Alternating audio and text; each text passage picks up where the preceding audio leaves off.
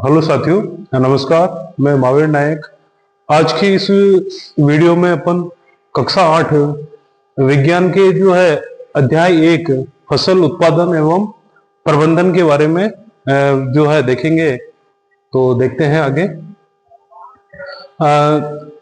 संजीव भोजन से प्राप्त ऊर्जा का उपयोग विभिन्न जैविक प्रक्रमों जैसे पाचन, श्वसन एवं उत्सर्जन के संपादन में करते हैं। यानी कि सजीव जो है भोजन से जो ऊर्जा प्राप्त करते हैं और इस ऊर्जा का उपयोग कहाँ करते हैं? पाचन में, श्वसन में या उत्सर्जन के कार्यों में करते हैं। मानव अपना भोजन पौधों या जंतुओं या फिर दोनों से ही प्राप्त करते हैं। यानी कि मनुष्य अपना भोजन या तो पेड़ पौधों से या जंतुओं से या फिर पेड़ पौधों और जंतुओं दोनों से ही प्राप्त करते हैं। फसल, अब अपन फसल के बारे में बात करें। फसल किसे कहते हैं तो देखते हैं। जब एक ही किस्म के पौधे किसी स्थान पर बड़े पैमाने पर उगाए जाते हैं तो इसे फसल कहते हैं। यानी कि एक ही किस्म के पौधे जब किसी बड़े पैमाने पर उनको उगाए जाते हैं तो उन्हें क्या बोलते हैं? फसल। इनके जैसे उदाहरण देखें तो गेहूं की फसल का अर्थ है कि खेत में उगाए जाने वाले सभी पौधे गेहूं के होने चाहिए। यानी कि जैसे कोई खेत है और उसमें सारे के सारे पौधे गेहूं के हैं तो अपन क्या कहेंगे? ये गेहूं की फसल है। जैसे इस फोटो में दिख रहा है कि ये जो अपने को गेहूं दिखाई दे रहे हैं तो अपन क्या बोलेंगे कि ये किसकी फसल है? गेहूं की फसल है। ठीक है। और अगर यदि यहाँ पे मक्के के सारे पौधे मक्के के होंगे तो अपन क्या बोलेंगे? ये फसल किसकी है? मक्के की फसल। तो फसल में क्या होता है? एक ही किस्म के पौधे जो बड़े पैमाने पर उगाए जाते हैं। ठीक। अब है फसल को मोटे तौर पे दो भागों में बांट सकते हैं। मोटे तौर पर पहला है खरीफ की फसल और दूसरा है रबी की फसल। नेक्स्ट, खरीफ की फसल में देखें कि खरीफ की फसल किसे कहते हैं? वह फसल जिन्हें वर्षा ऋतु में बोया जाता है उसे खरीफ की फसल कहते हैं। खरीफ की फसल किस ऋतु में बोई जाती है? बारिश के दिनों में, यानी कि वर्षा ऋतु में। और जो खरीफ की फसल है उसमें बुआई से लेकर कटाई का टाइम क्या होता है? जून से सितंबर तक का। और इसके जो खरीफ की फसल में जो उदाहरण देखें तो मक्का, मूंगफली, सोयाबीन, कपास, ये जो बारिश के दिनों में बोते हैं ना, वो सारी की सारी फसलें क्या है? खरीफ की फसलें। तो एग्जाम में पूछ ले में खरीफ की फसल किसे कहते हैं, इसके उदाहरण बताओ तो बता देना। ठीक है, कि वे फसलें जो वर्षा ऋतु में बोई जाती हैं और उन्हें खरीफ की फसल बोलते हैं। और खरीफ की फसल के उदाहरण क्या है? कपास, मक्का वगैरह, है ना, मूंगफली वगैरह। अब है रबी की फसल। तो रबी की फसल शीत ऋतु में उगाई जाती है। ठीक है, यानी कि शीत ऋतु में उगाई जाने वाली फसल को क्या बोलते हैं? रबी की फसल। और रबी की फसल जो है अक्टूबर से मार्च तक, यानी कि इसकी बुआई से लेके कटाई तक का टाइम क्या होता है? अक्टूबर से मार्च तक का। जैसे अभी अक्टूबर चल रहा है तो अभी अपन गेहूं की फसल बो रहे हैं ना, तो अक्टूबर से मार्च तक उसकी कटाई हो जाएगी गेहूं की। इनके उदाहरण देखें, गेहूं, जौ, चना, मटर, सरसों, ये सारे के सारे किसके उदाहरण है? रबी की फसल के। नेक्स्ट, अब है जायद फसलें। ये भी जो फसलों के प्रकार में ही आती है। अब देखो जायद फसलें क्या है? ग्रीष्मकालीन मौसम में उगाई जाने वाली फसलों को जायद की फसलें बोलते हैं। यानी कि गर्मियों के दिनों में जो फसलें बोई जाती है उन्हें कौन सी फसल बोलते हैं? जायद। और जायद की फसल के उदाहरण देखें, खरबूज, तरबूज और ककड़ी। तो इसमें देखो ये डायग्राम भी बना रखे हैं।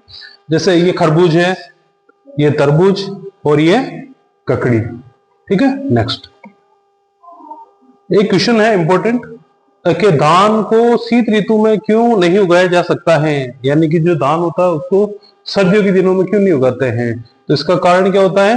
धान को बहुत अधिक पानी की आवश्यकता होती है, अतः इसे केवल वर्षा ऋतु में ही उगाते हैं। ठीक है। नेक्स्ट,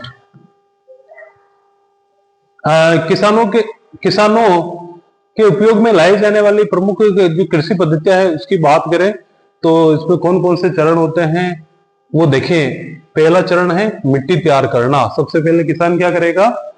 मिट्टी तैयार करेगा। फिर क्या करेगा? बुआई, फिर खाद एवं उर्वरक देना, फिर सिंचाई करेगा, फिर खरपतवार से सुरक्षा, फिर कटाई और लास्ट का चरण है भंडारण। तो इसको अपन ट्रिक के माध्यम से भी याद कर सकते हैं। ये जो कृषि पद्धति है ना, ये जो पूरे चरण है, सातों के सातों चरण अपन एक ट्रिक के माध्यम से याद कर सकते हैं।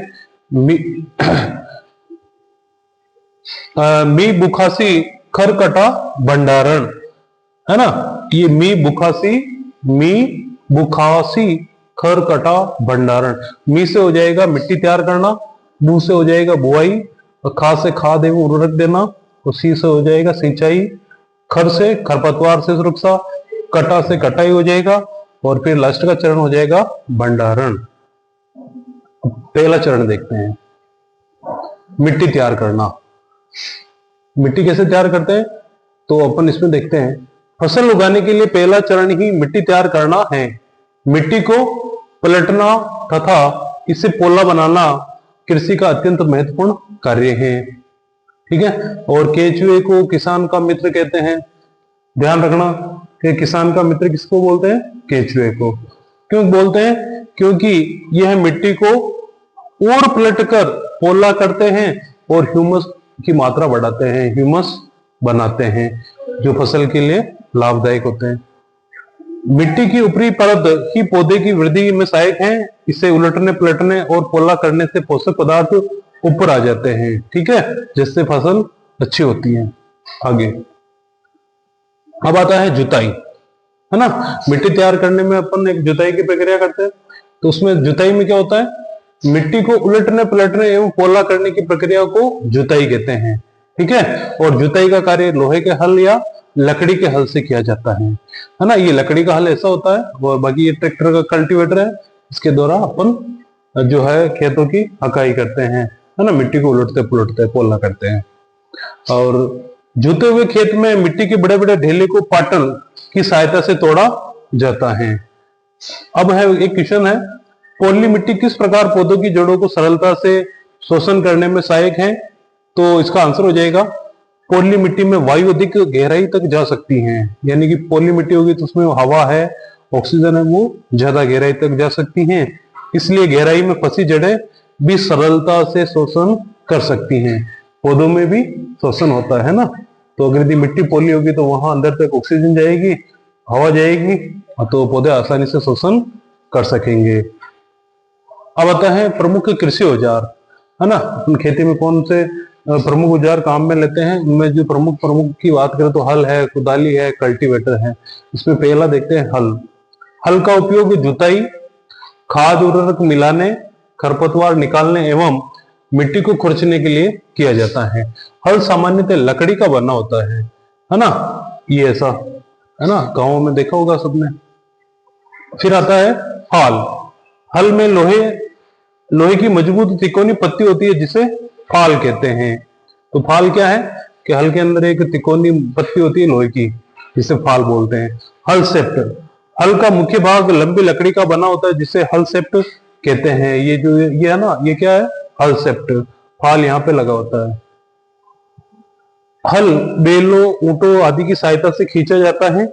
हल के जोत वाले भाग को बैलों की गर्दन पर रखा जाता है। यहाँ पे जोत होती है ना, उसको बैलों की गर्दन पे रखते हैं, फिर बैल यहाँ से आगे की तरफ खींचते हैं और मिट्टी की जुताई की जाती है। आगे अब आता है कुदाली। तो कुदाली ऐसी होती है, ध्यान रखना, है ना। ये भी मिट्टी को उलटने पुलटने के काम में ली जाती है, खरपतवार हटाने के लिए काम में ली जाती है। तो इसका काम क्या है? इसका उपयोग खरपतवार निकालने एवं मिट्टी को पोला करने के लिए किया जाता है। कुदाली का उपयोग क्या करते हैं? खरपतवार हटाने। खरपतवार का मतलब क्या होता है?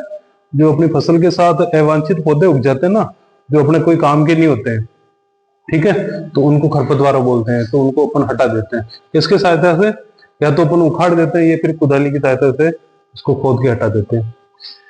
तो कुदाली में लकड़ी या लोहे की छड़ होती है, जिसके एक सिरे पर लोहे की चौड़ी और मुड़ी हुई प्लेट होती है जो ब्लेड की तरह कार्य करती है। इसका दूसरा सिरा जोत के माध्यम से पशु, बैलों, ऊंटों के द्वारा खींचा जाता है। बहुत सी बार क्या होता है, ये तो छोटा है ना कुदाली, बड़ा भी होता है जिसमें क्या होता है, ऐसी पत्ती होती है और फिर इसमें ये डंडा लंबा होता है जिसको बैलों के गर्दन पर रख के खींचा जाता है। ठीक है। कल्टीवेटर। कल्टीवेटर ऐसा होता है जो ट्रैक्टर के लगाया जाता है पीछे की तरफ, है ना।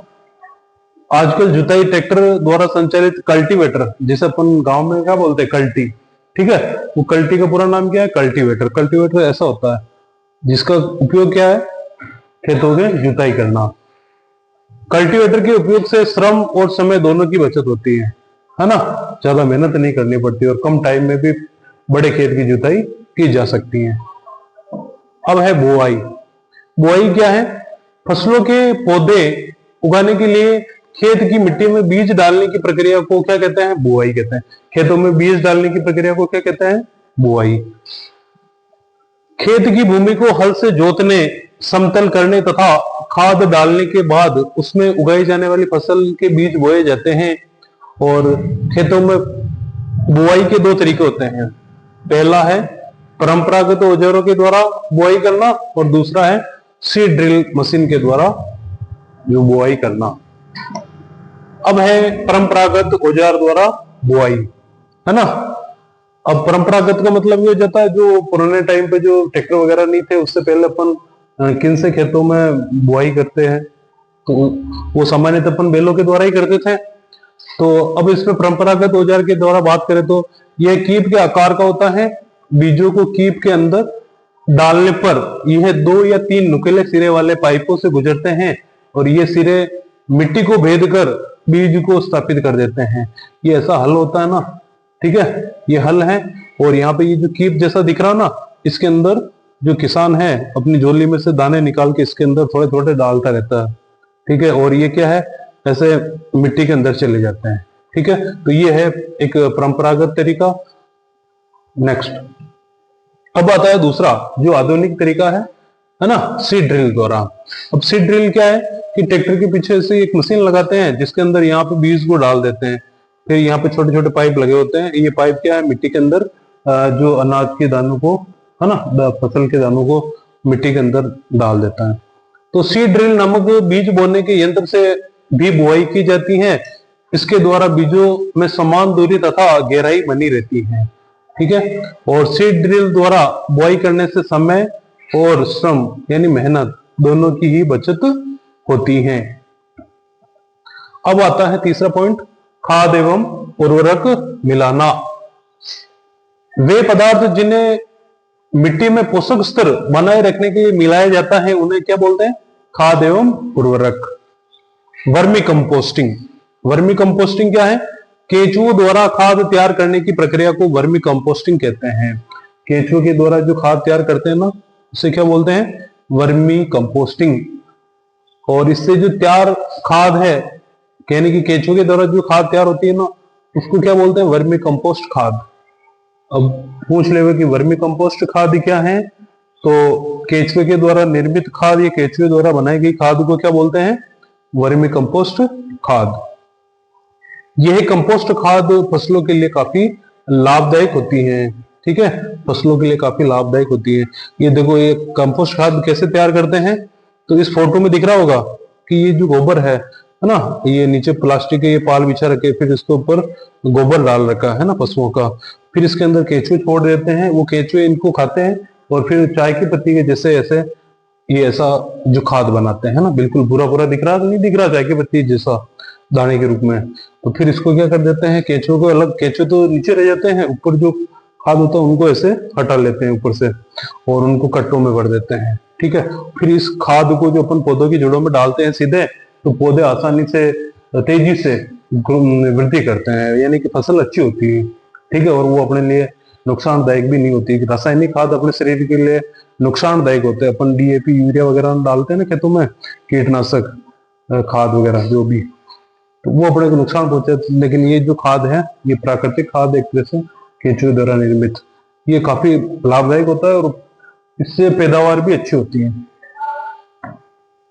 अब आता है इंपॉर्टेंट, उर्वरक मिट्टी में पोषक स्तर बनाए रखते हैं, लेकिन इनके ज्यादा प्रयोग से मिट्टी की उर्वरता या उत्पादन क्षमता कम हो जाती है। यानी कि जो अपन खेतों में जो ये मार्केट से लाके खाद डालते हैं ना, उससे क्या पैदावार तो अच्छी होती है, लेकिन धीरे धीरे समय के हिसाब से जो अपनी मिट्टी है, खेत है, वो क्या है, खराब हो जाते हैं। उनकी जो उत्पादन क्षमता है वो धीरे धीरे कम हो जाती है।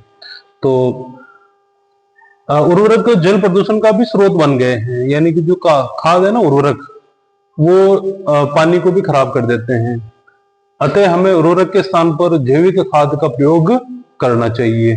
तो अगर यदि पूछे कि अपने फसलों के लिए जैविक खाद अच्छा रहता है या उर्वरक अच्छा रहता है, तो जैविक खाद अच्छा रहता है।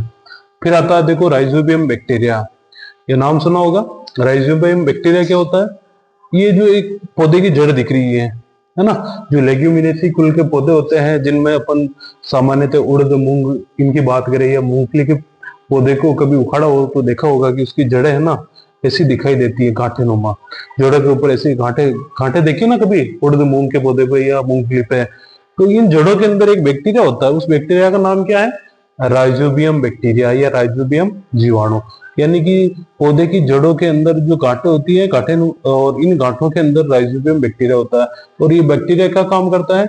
नाइट्रोजन स्थिरीकरण का काम करता है, यानी कि मिट्टी के अंदर नाइट्रोजन की मात्रा को बढ़ाता है।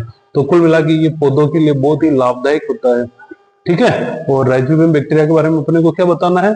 यह फलीदार या लेग्यूमिनस पौधों की जड़ों की ग्रंथिकाओं में पाए जाते हैं और वायुमंडलीय नाइट्रोजन का स्थिरीकरण करते हैं। यानी कि वायुमंडल में जो नाइट्रोजन है उसको स्थिरीकरण का काम करते हैं, यानी कि मिट्टी में नाइट्रोजन की मात्रा बढ़ा देते हैं जिससे अच्छी फसल होती है ना। ठीक है। और ये जो राइजोबियम बैक्टीरिया होता है ऐसा होता है। ठीक, नेक्स्ट।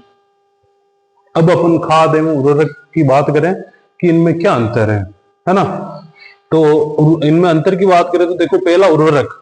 उर्वरक एक मानव निर्मित लवण है, यानी कि उर्वरक को अपन कहां बना सकते हैं? फैक्ट्रियों में बनाते हैं, मानव ही बनाता है। ठीक है। जबकि खाद क्या है? खाद एक प्राकृतिक पदार्थ है जो गोबर एवं पौधों के अवशेष के विघटन से प्राप्त होता है ना। जंतुओं के गोबर और पेड़ पौधे के छिलके हुए ना पत्तियां वगैरह इनसे तैयार होता है। और उर्वरक का उत्पादन फैक्ट्रियों में होता है, जबकि खाद कहाँ बनाई जाती है? खेतों में बना सकते हैं, या गड्ढे में गोबर को डाल के फिर अपन कुछ टाइम पड़े रखे तो वो खाद में बदल जाता है। और इनको देखो, उर्वरक से मिट्टी को ह्यूमस प्राप्त नहीं होता है, यानी कि जो खेतों में जो उर्वरक डालते हैं, उर्वरक का छिड़काव करते हैं तो मिट्टी को ह्यूमस प्राप्त नहीं होती है। जबकि खाद अपन अगर मिट्टी में डालते हैं ना तो प्रचुर मात्रा में अपने को ह्यूमस मिल जाती है। ठीक है। ये आगे कैसे लिया? अब देखो चौथा पॉइंट देखो, उर्वरक में पादप पोषक जैसे कि नाइट्रोजन, फास्फोरस तथा पोटेशियम प्रचुरता में होते हैं। और जबकि खाद के अंदर खाद में पादप पोषक तुलनात्मक रूप से कम होते हैं, यानी कि नाइट्रोजन, उर्वरक के अंदर नाइट्रोजन, फास्फोरस, पोटेशियम वगैरह जितने भी है ये थोड़े प्रचुर मात्रा में होते हैं, लेकिन खाद के अंदर ये कम होते हैं। खाद के लाभ। खाद एक प्राकृतिक पदार्थ है जो गोबर, मानव अपशिष्ट एवं पौधों के अवशेषों के विघटन से प्राप्त होता है। खाद के निम्नलिखित लाभ है। पहला देखें, ये मिट्टी के गठन को सुधारने में सहायक है। दूसरा है, इससे मिट्टी की जल धारण क्षमता बढ़ती है। इससे मिट्टी की जल धारण क्षमता में वृद्धि होती है, यानी कि मिट्टी के अंदर जल धारण क्षमता बढ़ती है। तीसरा पॉइंट है, इससे मित्र जीवाणुओं की संख्या में वृद्धि होती है। मित्र जीवाणु का मतलब होता है कि ऐसे जीवाणु जो फसल के लिए लाभदायक होते हैं या मिट्टी के लिए लाभदायक होते हैं, मिट्टी को उपजाऊ बनाते हैं। चौथा है, इससे मिट्टी भुरभुरी एवं सरंध्र हो जाती है, जिसके कारण गैस विनिमय सरलता से होता है। यानी कि मिट्टी भुरभुरी हो जाती है और उसकी जो पोली हो जाती है, सरंध्र का मतलब पोली हो जाती, तो उसके अंदर जो गैसें हैं आसानी से आ जा सकती है या गैसों का विनिमय सरलता से हो सकता है। चौथा पॉइंट है सिंचाई। निश्चित अंतराल पर खेत में जल देना सिंचाई कहलाता है। सिंचाई की परिभाषा क्या होगी? फसल को निश्चित अंतराल पर पानी देना क्या कहलाता है? सिंचाई कहलाता है। सिंचाई का समय एवं बारंबारता फसलों, मिट्टी एवं ऋतु में भिन्न होता है। गर्मियों में फसल की ज्यादा सिंचाई करनी पड़ती है क्योंकि जल का ज्यादा वाष्पन होता है। गर्मियों के दिनों में फसल की ज्यादा सिंचाई करते हैं क्योंकि तेज धूप होती है, उस धूप के कारण पानी का वाष्पन हो जाता है, पानी भाप में बदल जाता है और मिट्टी सूखने लगती है, तो फिर उनको वापस दोबारा सिंचाई करनी पड़ती है। सिंचाई के स्रोत कौन से हैं? तो कुएं, जलकूप, तालाब, झील, नदियां, बांध एवं नहर इत्यादि जल के स्रोत हैं। और सिंचाई के पारंपरिक स्रोत कौन से हैं, या सिंचाई के पारंपरिक तरीके? वो तो सिंचाई के स्रोत हो गए, और ये है तरीके पारंपरिक। पुराने टाइम पे सिंचाई किनसे होती? तो ये सस्ते किंतु कम दक्ष होते हैं। इनमें जो है पहला है मोट, इसे गिरनी भी कहते हैं। दूसरा है चेन पंप, तीसरा है डेकली, और चौथा है रहट। रहट को उत्तोलक भी बोलते हैं। जल को ऊपर खींचने के लिए सामान्यतः पंप का उपयोग किया जाता है। पंप चलाने के लिए डीजल, बायोगैस, विद्युत एवं सौर ऊर्जा का उपयोग किया जाता है। अपन पारंपरिक सिंचाई के पारंपरिक तरीके हैं, उनमें देखें, पहला मोट या गिरनी ऐसी होती है जिसमें जो ऐसे रस्सी से बांध के पानी को निकाला जाता है, और बाल्टी वगैरह या जो भी ऐसा पात्र होता है उसको रस्सी से बांध देते हैं, ये गिरनी की सहायता से खींच के पानी निकालते हैं। और चेन पंप ऐसा होता है, ठीक है। और ढेकली, और ये है रहट या उत्तोलक। ये हो गए सिंचाई के पारंपरिक तरीके।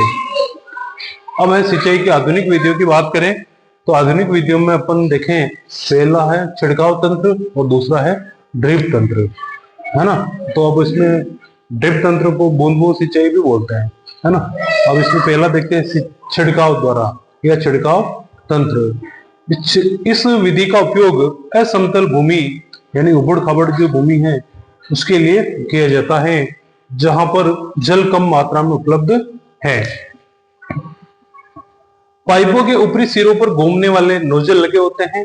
ये पाइप निश्चित दूरी पर मुख्य पाइप से जुड़े होते हैं, और जब पंप की सहायता से जल मुख्य पाइप में भेजा जाता है तो वे घूमते हुए नोजल से बाहर निकलता है। इसका छिड़काव पौधों पर इस प्रकार होता है जैसे वर्षा हो रही है। और छिड़काव तंत्र बलुई मिट्टी या रेतीली मिट्टी के लिए अत्यंत उपयोगी है। तो छिड़काव तंत्र में ऐसा होता है, ठीक है, ये जो बड़े पाइप लगा देते हैं, फिर उनके ऊपर निश्चित अंतराल पर गैप पर ऐसे नोजल लगा देते हैं, और जब इन पाइपों के अंदर पानी मोटर के द्वारा प्रवाहित होता है ना, तो ये नोजल ऐसे घूमते रहते हैं, पानी का छिड़काव होता है। अब आता है ड्रिप तंत्र यानी कि बूंद बूंद। तो इस विधि में जल बूंद बूंद करके पौधों की जड़ों में गिरता है, यानी कि पानी सीधा ही जो पौधों की जड़ों में गिरता है। फलदार पौधों, बगीचों एवं वृक्षों को पानी देने का यह सर्वोत्तम तरीका है। इस विधि में जल बिल्कुल व्यर्थ नहीं होता है, यानी कि पानी बचाने के हिसाब से ये दोनों विधियां जो आधुनिक विधियां हैं बढ़िया है। इन दोनों में क्या है, पानी का बचाव होता है, फालतू पानी वेस्ट नहीं होता है। अब है खरपतवार से सुरक्षा। पहला देखते हैं खरपतवार जैसा मैंने पहले भी बताया, एक बार देखते हैं खरपतवार क्या है। खेत में फसल के साथ उगने वाले अवांछित पौधों को खरपतवार कहते हैं, जो अपने किसी काम के नहीं होते हैं। निराई किसे कहते हैं, एग्जाम में आ जाओ क्वेश्चन तो बताना है। खरपतवार हटाने की विधि को खरपतवार हटाने को क्या बोलते हैं, निराई। खरपतवार को हटाना आवश्यक होता है क्योंकि ये प्रकाश, जल, जगह तथा पोषक के लिए फसल के साथ स्पर्धा रखते हैं और फसल की वृद्धि को प्रभावित करते हैं। खरपतवार पौधों को हाथ से जड़ सहित उखाड़कर या भूमि के निकट से काटकर समय समय पर हटा दिया जाता है, क्योंकि खरपतवार फसलों के लिए हानिकारक होते हैं। ये खनिज तत्व या पोषक पदार्थ, जल, प्रकाश वगैरह के लिए क्या है, मुख्य फसल से स्पर्धा रखते हैं, तो ये फसलों के लिए हानिकारक होते हैं, इनको हटाना जरूरी होता है। खरपतवार हटाने का सर्वोत्तम समय उनमें पुष्पन या बीज बनने से पहले का होता है, ठीक है। फूल आने या बीज बनने से पहले ही उनको उखाड़ फेंकना चाहिए, और फिर सूखने के बाद में उनको जला देना चाहिए या मिट्टी के अंदर गहराई में दबा देना चाहिए। फिर आता है खरपतवार नाशी क्या है, जिन रसायनों के उपयोग से खरपतवार का नियंत्रण किया जाता है उन्हें खरपतवार नाशी कहते हैं। और खरपतवार नाशी का उदाहरण है 2,4-D, यानी कि खरपतवार नाशी क्या काम आते हैं, कि जो फसल के साथ में जो खरपतवार पौधे हैं उनको हटाने के लिए या उनको सुखाने के लिए काम में आते हैं। जब इनका छिड़काव कर देते हैं तो फसल तो नहीं सूखती है और ये खरपतवार पौधे सूख जाते हैं। और खरपतवार नाशी से केवल खरपतवार पौधे ही नष्ट होते हैं, मुख्य फसल नष्ट नहीं होती है। नेक्स्ट, कटाई। जब खेतों में खड़ी फसल पककर तैयार हो जाती है तो इसे काटना कटाई कहलाता है। कटाई की प्रक्रिया में या तो पौधों को खींचकर उखाड़ लिया जाता है या फिर उसे धरातल के निकट से काट लेते हैं। और कटाई के उपकरण की बात करें तो हंसिया या दराती, है ना, जिसे गांव में दांतली बोलते हैं, और या फिर हार्वेस्टर, इनके द्वारा अपन इनकी कटाई करते हैं। ये दराती है जिसे हंसिया या दराती बोलते हैं, इसके द्वारा जो फसल को काटा जाता है। या फिर आजकल जो बड़े बड़े खेत हैं उनमें हार्वेस्टर के द्वारा खड़ी फसलों को काटा जाता है ना, सीधे मशीनों के द्वारा। तो इसमें भी समय और श्रम की बचत होती है। थ्रेसिंग, काटी गई फसल से बीजों या दानों को भूसे से अलग करना थ्रेसिंग कहलाता है। थ्रेसिंग किसे कहते हैं? तो जो फसल होती है उस मुख्य फसल से दानों को या बीजों को जो है भूसे से अलग करना थ्रेसिंग कहलाता है। और थ्रेसिंग का कार्य कॉम्बाइन मशीन द्वारा किया जाता है, जो वास्तव में एक हार्वेस्टर या थ्रेसर का ही संयुक्त रूप है। ठीक है। और छोटे खेत वाले किसान अनाज के दानों को फटक कर या विनोइंग द्वारा अलग करते हैं। जैसा कि इस चित्र में देखने को मिल रहा है कि ये जो फसल है इसको ऐसे पटक पटक कर, है ना, पटक पटक कर जो इसमें से दाने अलग कर रहे हैं। ठीक है। और बाकी ये थ्रेसर के माध्यम से देखें तो ये इसमें जो फसल को जो थ्रेसर के अंदर डाला जाता है जिसमें भूसा यानी जिसको गांव में खाकला बोलते हैं वो अलग हो जाता है और दाने दाने ये ऐसे इधर निकलते हैं तो इनको कटों में कर लेते हैं। तो ये थ्रेसर मशीन है और ये सारी प्रक्रिया क्या कहलाती है? थ्रेसिंग कहलाती है। नेक्स्ट, भंडारण, है ना, जो अपना लास्ट अंतिम चरण है। इसमें क्या होता है? फसल के दानों को अधिक समय तक रखने के लिए उन्हें नमी, कीट, चूहों तथा सूक्ष्म जीवों से सुरक्षित रखना आवश्यक है। भंडारण से पहले दानों यानी कि बीजों को धूप में सुखाना आवश्यक है। इससे नमी कम हो जाती है और नमी कम हो जाने से बीजों को कीट पीड़कों और जीवाणु एवं कवकों से सुरक्षा हो जाती है। अगर यदि दाने प्रॉपर सूख नहीं पाएंगे या उनमें नमी रहेगी तो वो भंडारित फसल यानी दाने बीज तो जल्दी खराब हो जाएंगे, उनमें इल्लियां वगैरह पड़ जाएगी। तो प्रॉपर सुखाने के बाद में उनको भंडारित करना जरूरी है। अब किसान अपनी फसल उत्पाद का भंडारण जूट के बोरों, धातु के बड़े पात्रों में करते हैं, परंतु बीजों का बड़े पैमाने पर भंडारण साइलो या भंडार गृह में किया जाता है। अब ये साइलो बहुत बड़े पात्र होते हैं, जैसा कि इस चित्र में दिख रहा है, ये साइलो का डायग्राम है। तो इनके अंदर जो है अनाज को बड़े पाइपों के माध्यम से इनके अंदर भर दिया जाता है ना, सुखाने के बाद फिर इनको बंद कर दिया जाता है। नीम की सूखी पत्तियां घरों में अनाज के भंडारण में उपयोग की जाती हैं। गांवों में क्या करते हैं आज भी, जो दाने हैं, बीज हैं, जो भी फसल निकली उनको क्या करते हैं, सुखाने के बाद में उनके अंदर नीम की पत्तियां रख देते हैं, फिर उनको स्टोर कर देते हैं, जिससे वो खराब नहीं होते हैं ना दाने, उनके अंदर इल्लियां वगैरह नहीं पड़ती। बड़े भंडार गृहों में अनाज को पीड़कों एवं सूक्ष्म जीवों से सुरक्षित रखने के लिए रासायनिक उपचार भी किया जाता है। नेक्स्ट, पशुपालन। पशुपालन क्या है? पशुओं को पालकर उनसे खाद्य पदार्थ प्राप्त करना पशुपालन कहलाता है। तो बस आज की इस क्लास में बस इतना ही। ठीक है, धन्यवाद।